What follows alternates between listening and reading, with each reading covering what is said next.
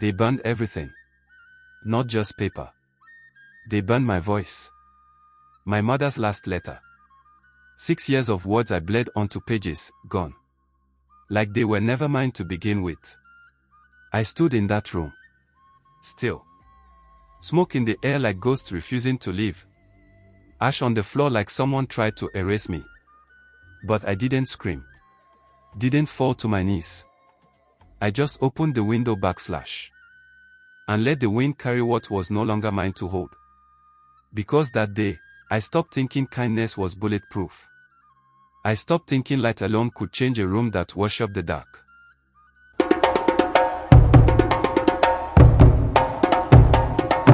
That was the moment Amarachi Obi stopped believing she could win people over with kindness alone. She had come to St. Faith's girls' boarding school full of dreams. A bright young teacher, only 24, passionate about helping girls find their voices. The village was small, quiet, with rusted rooftops and warm-hearted children who ran barefoot with laughter in their throats. Her students loved her. She made them feel seen. But someone else saw her light too and hated it. Madam Gina. The oldest teacher at the school. Stiff, bitter, with a cold stare that could silence laughter. She had taught for 28 years and never once been thanked. She saw Amarachi Obi's joy as disrespect. She watched her kindness like it was poison. So one weekend, when Amarachi Obi traveled for a school competition, Madam Gina entered her room. When Amarachi Obi returned, the room smelled of smoke. Her heart dropped. The manuscript she'd spent 6 years writing, gone.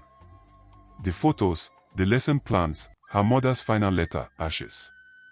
At that moment, something inside her shifted. She didn't scream. She smiled. When someone tries to destroy your light, what do? Cry, or let the darkness reveal their shadow? Madam Gina expected tears. A breakdown. Maybe even a transfer letter. But Amarachi Obi just stood there, staring at the ashes, then quietly opened the window. Let the wind carry it all, she whispered. She turned to Madam Gina, who stood arms folded at the door like a mountain guarding bitterness. Did you lose something? Madam Gina asked smugly. Amarachi Obi smiled. That smile unsettled her. It wasn't a weak smile. It wasn't scary. It was knowing.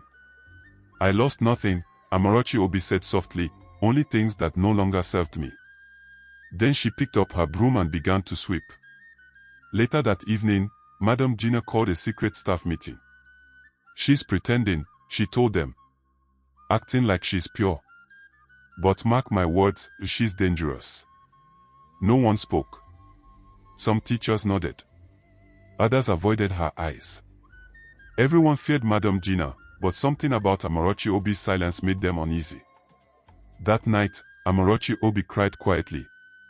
Not for the manuscript. Not even for her mother's letter. She cried because she knew now, kindness would not protect her. But wisdom might. She picked up her diary, turned to a fresh page, and wrote. Let them come. I won't break. I'll bend. I'll bloom. Is it weakness to smile when your heart is broken, or is it the beginning of power? Monday morning came like a test. Amarachi Obi stepped into the staff room, shoulders straight, hair braided with orange ribbons. She greeted everyone. Good morning. Silence answered her. She sat. Her chair had been moved to the corner, near the window that never closed. Cold air brushed her skin. Madam Gina watched her from across the room, her voice loud. These new teachers come with city pride. Always thinking they're better. Laughter followed, thin and forced. Amarachi Obi said nothing. During break, she found her attendance sheet missing. Her board marker dried up mid-class. Even the lab key she used for her science club had been misplaced. But her students, they noticed everything. Miss, why do they treat you badly? One girl whispered. Amarachi Obi smiled. Not everyone understands light. Some think it's fire. At night, she began backing up everything digitally. Photos of her work. Notes. her students' achievements, testimonies, evidence. She wasn't planning revenge. She was planting protection. Because deep down, she sensed something bigger was coming. Madam Gina hadn't started this battle just to burn books. She wanted Amarachi Obi broken, shamed, gone. But Amarachi Obi wasn't going anywhere. When the storm begins quietly, will you run or start building your shelter? 2 weeks passed. Amarachi Obi kept teaching, kept smiling, kept winning the hearts of her girls, one poem, one lesson, one soft look at a time. The principal, Mr. Kalechukwu, began to take notice. Your students are improving, he said one morning. They listen because they are seen, Amarachi Obi replied. That same day, a letter arrived from the state ministry. A nomination list for Innovative Teacher of the Year. Amarachi Obi's name was on it. When the news reached Madam Gina, her teacup shattered on the floor. She's fooling them, she said through gritted teeth. She's not even qualified. She's just a sweet mouth and city shoes. That night, Madam Gina sat in the school office alone. She typed an anonymous letter, full of lies. Miss Amarachi Obi is emotionally unstable, manipulates students, inappropriate closeness, possibly suicidal. She printed it, sealed it, and left it on the principal's desk. But the wind was not on her side. The next morning, the janitor found it first and gave it to Amarachi Obi, thinking it was hers. Amarachi Obi read it. Then, folded it. She didn't cry. She walked outside, held it to the sun, and whispered. Not everything deserves a reply. When someone lies about your name, do you chase shadows, or keep building your truth? Rumors began to spread like harmattan fire. She's too close to the girls. She hides in her room and talks to spirits. Maybe she's cursed. Amarachi Obi had them all. One afternoon, as she walked past the dormitory, 2 students fell silent. One girl clutched a paper with "To Beware the Witch" scribbled in red ink. Amarachi Obi paused, then smiled and walked away. That night, she sat under the mango tree behind the school and wrote a letter to her late mother in her journal. They are trying to silence me with fear. But you raised me with truth. And truth doesn't shiver in the dark. The next day, Madam Gina held a PTA meeting without informing Amarachi Obi. She told the parents, that young teacher is influencing your daughters too much. She makes them dream too big. She doesn't discipline them like we used to. One parent nodded slowly, then asked, but is it working? Silence. Another parent added, my daughter wrote her first story last week. She said it was because of Miss Amarachi Obi. Madam Gina's hands trembled under the table. The seeds Amarachi Obi planted were growing, slowly, quietly, but surely. When lies shout loudly, will your truth still echo in the heart of those you've touched? The school compound buzzed with excitement. A national writing competition had announced its winners. 3 students from St. Faith's were on the list, all coached by Amarachi Obi. The school hadn't made it to the finals in years. Mr. Kalechukwu called a morning assembly. He stood proudly and announced, thanks to Miss Amarachi Obi, our girls are finally being seen. The students cheered. Girls hugged Amarachi Obi, some even crying. But Madam Gina stood at the edge of the crowd, her hands clenched tightly. Later that afternoon, a new notice appeared on the board. Madam Gina will accompany the students to Abuja City for the award ceremony. Amarachi Obi wasn't listed. She stared at the paper in disbelief. No explanation. No signature. Just a new row. The students were confused. But Miss Amarachi Obi prepared us, one whispered. Amarachi Obi smiled and said softly, sometimes, the seed doesn't get to witness the tree.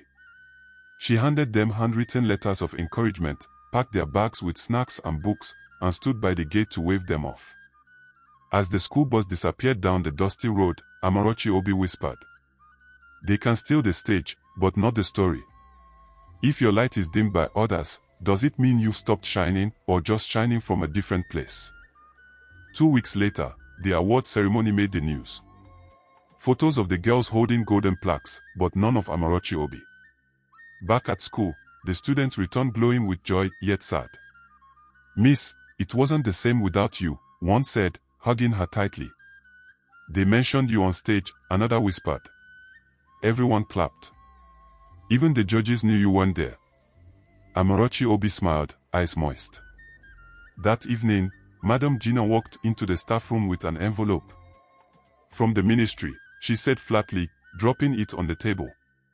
Inside was a certificate addressed to Miss Amarachi Obi. Outstanding contribution to girls' education.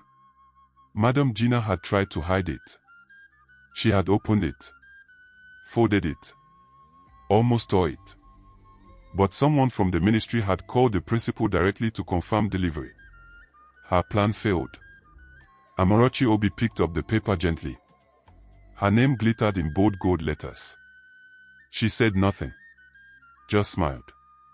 Madam Gina's lips tightened. "You think this means you've won?" she hissed. Amarachi Obi folded the certificate and replied, "No, madam. I didn't come to win. I came to water what others forgot to grow." And she walked away, barefoot in the sand, like someone too light for the dust to hold. Can you still rise when the hands that were supposed to lift you only tried to bury you? The air was heavy that morning. Madam Gina stormed into the hostel, her wrapper tied angrily above her waist. One of the junior girls had been caught sneaking back from Amarachi Obi's room with a poetry book. "What were you doing there?" she barked. I borrowed it," the girl stammered. "Miss Amarachi Obi reads to us at night." Madam Gina's anger exploded. "She's turning them against me," she screamed, dragging the girl by the arm. Amarachi Obi arrived just in time. "Please, don't touch her," she said firmly. The students gathered. Silence fell. Madam Gina turned slowly and slapped Amarachi Obi hard across the face. Gasps echoed. Amarachi Obi stumbled back, her hand on her cheek. She didn't cry. Instead, she looked Madam Gina in the eye and whispered, "Is this who you are now? A woman who hits to silence wisdom." That night, Amarachi Obi didn't sleep. She wrote everything in her journal, took a photo of her bruised cheek, and emailed it to the education board, quietly, without fanfare. She wasn't fighting back. She was simply documenting. Because some storms don't roar. They whisper their way into justice. When your pain is witnessed in silence, does it still carry power? Or does it carry more? 3 days later, a black Prado jeep pulled into St. Faith's. The Ministry of Education. 2 men in suits and a woman with a tablet stepped out. They asked to see Miss Amarachi Obi and the vice principal, Madam Gina. Panic spread like heat through the school compound. The staff gathered in the hall. Amarachi Obi stood at the back, calm, dressed in a simple blue gown. Madam Gina walked in with shaking hands, her voice louder than usual. "Yes, I'm the vice principal. How can we help you?" The officials didn't smile. "We received a complaint regarding misconduct," one said. "Verbal abuse, physical assault, suppression of academic credit." Madam Gina laughed nervously. "That's ridiculous. Lies, probably from someone bitter." The female official turned her tablet to show photos. A swollen cheek, burnt pages, a stolen certificate, names, dates, reports, screenshots, anonymous testimonies, students, even some staff. Madam Gina's face drained of color. Amarachi Obi didn't say a word. She hadn't told anyone. But the truth had found its way. One of the officials turned to her and asked gently, "Do you want to speak?" Amarachi Obi looked at her students watching through the window and replied, "No. My work speaks for itself. When truth finally arrives, will it need your voice, or will your quiet actions echo louder?" The school buzzed with whispers. After the ministry's visit, Madam Gina was suspended for investigation. Her office keys collected. Her voice silenced. For the first time in 28 years, she wasn't the shadow walking the halls. She sat alone in the staff room, watching the students laugh freely. Amarachi Obi carried no pride in her eyes. She greeted Madam Gina each morning with quiet respect. No mockery. No revenge. But that kindness pierced deeper than hate. Late one evening, Madam Gina knocked softly on Amarachi Obi's door. Her eyes were red. Her voice was unsure. "You kept everything?" she asked. Amarachi Obi nodded, her journal open on her desk. "Yes. Not to destroy you. Just to protect myself." Madam Gina stepped in slowly, staring at the books, the folders, the quiet preparation. "I was once like you," she whispered. "Young. Bright. But no one protected me." She turned away before tears could fall. As she walked out, Amarachi Obi whispered, "Then why didn't you choose to be what you never had?" Madam Gina stopped. She had no answer. The next morning, Madam Gina packed her bags and left quietly. No farewell, no fight. But Amarachi Obi stayed. Stronger. Softer. Still standing. When life turns you bitter, do you pass on the pain or break the cycle? The guava tree beneath Amarachi Obi's window began to bloom again. Birds returned, perching on its branches like notes on a quiet song. Peace had returned to St. Faith's, but it didn't come with fanfare. It came in the form of laughter in classrooms, girls proudly reading their poems, and staff meetings where Amarachi Obi's voice was no longer ignored. She began organizing weekend workshops, writing, science, even confidence coaching. The girls came running. They felt safe. They felt seen. One Saturday, as she packed up after class, a small note was left on her desk. "Thank you for not leaving. If you had gone, I would have never believed in myself again. Nena, Class B." Amarachi Obi smiled. Not all victories are loud. But not everyone celebrated. Some old staff whispered behind closed doors. "She's becoming too powerful. She wants to take over." But this time, Amarachi Obi didn't retreat. She stood, not for power, but for purpose. One of the younger teachers approached her. "Can you mentor me?" she asked shyly. Amarachi Obi nodded. "Of course. That's why I stayed. Because sometimes, survival is not enough. You must grow, and help others bloom too. Is true strength in silence, or in using your healing to lift others who are still bleeding?" Just when peace began to feel permanent, Madam Gina returned. Not in flesh, but in whispers. She had filed an appeal. Claimed she was wrong. Accused the school of bias. And somehow, she had friends in higher places. A letter arrived from the ministry. Pending review, Madam Gina is to resume her post as vice principal, effective immediately. The news hit like thunder. Staff exchanged glances. Students grew quiet. But Amarachi Obi stayed calm. She tidied her classroom, hung new affirmations on the wall. Kindness is not weakness. Your silence does not make their lie true. You are allowed to take up space. The day Madam Gina walked in again, dressed in fresh lace, eyes scanning like knives, Amarachi Obi rose and greeted her with warmth. "Welcome back, madam." Madam Gina's lips curled. "Still here?" Amarachi Obi nodded. Stronger than before. But she wasn't foolish. That night, Amarachi Obi backed up her files. Saved voice notes. Safeguarded letters. Secured her truth. Because she knew now, battles don't always end when justice arrives. Sometimes, they begin again. And this time, she wouldn't fight alone. When the past returns to test you, do you shrink or stand taller on the strength you've built? Amarachi Obi never expected support from Madam Gina. But one afternoon, as the sun painted long shadows, Madam Gina knocked softly on Amarachi Obi's door. "I came to apologize," she said, voice fragile. Amarachi Obi studied her quietly. Madam Gina continued, "I was bitter. I let fear turn me cruel. But watching you, I see the strength I lost long ago. The two women sat in silence. Madam Gina reached into her bag and pulled out a faded photograph, young girl smiling, a younger Madam Gina standing beside them. I want to help. I know things that can protect you. Amarachi Obi was cautious but curious.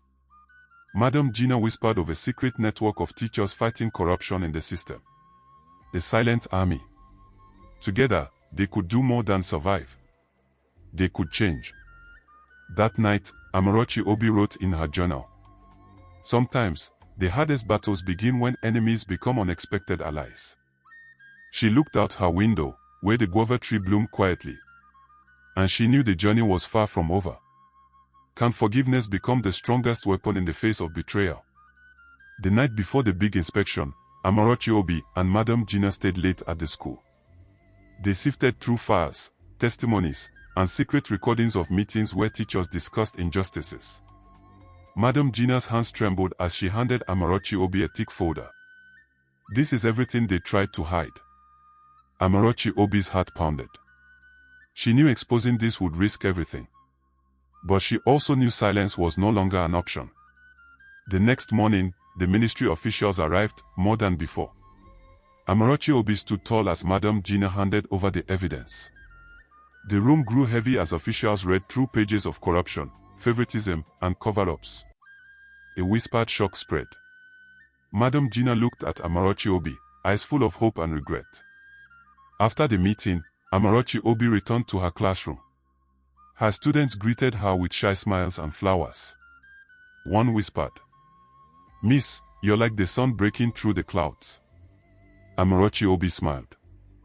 The battle was far from over, but the truth was finally waking up. When truth is revealed, will you stand in the light or shrink back into shadows? Days after the inspection, the school felt lighter. The oppressive air lifted, replaced by cautious hope.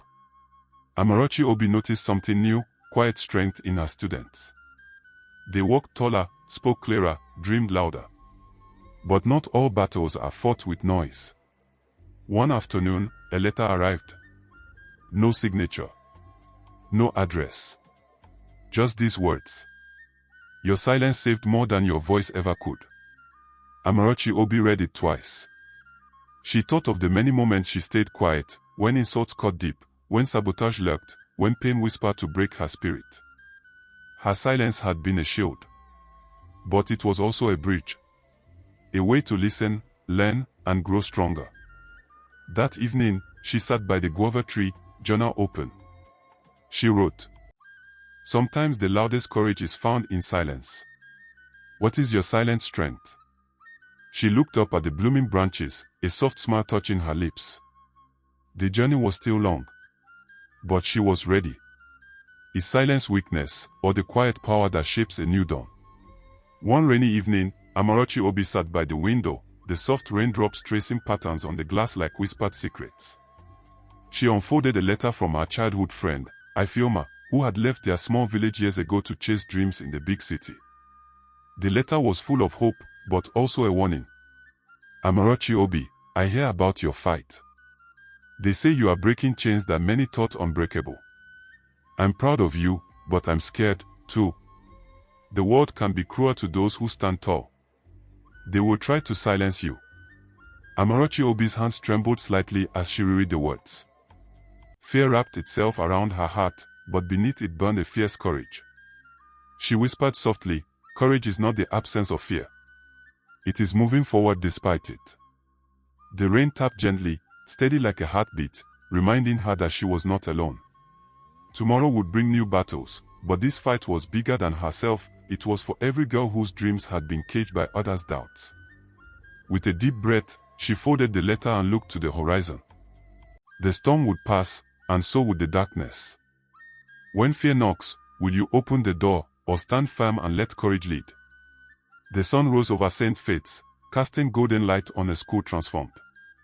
The battle had been long and painful, but Amarachi Obi stood taller than ever, her spirit unbroken, her heart full of hope. The girls gathered around her, their faces bright with dreams once hidden behind fear. They called her the one who would not break. Amarachi Obi smiled softly, remembering the nights of tears, the silent battles, the wounds no one saw. She spoke to them quietly, "You are stronger than the storms that try to shake you. Remember, it is not the storms that define us, it's how we rise after they pass." The guava tree outside bloomed in full glory, its fragrance filling the air, a symbol of life, resilience, and renewal. Amarachi Obi looked up, feeling the warmth on her skin and the promise in the breeze. Her fight was not just her own, it was the fight of every girl who was told she was less, every woman who was pushed down. Today, she was proof, you cannot break what is meant to bloom. As the school bell rang, Amarachi Obi whispered, "Who will you choose to be after your storm? When life tries to break you, will you crumble, or will you bloom?" True strength is not about never falling, but rising every time we are pushed down. Patience, courage, and belief in oneself can transform even the darkest struggles into blooming hope. Sometimes, silence and kindness hold the greatest power against cruelty and doubt. Remember, the storms we face do not define us, our response does. So, when life tries to break you, will you choose to crumble or to bloom? The end. Thanks for watching. If you enjoyed the story, give us a thumbs up and share your thoughts in the comments below. Don't forget to like, share, and subscribe for more content. Hit the notification bell to stay updated. Your support means everything to us.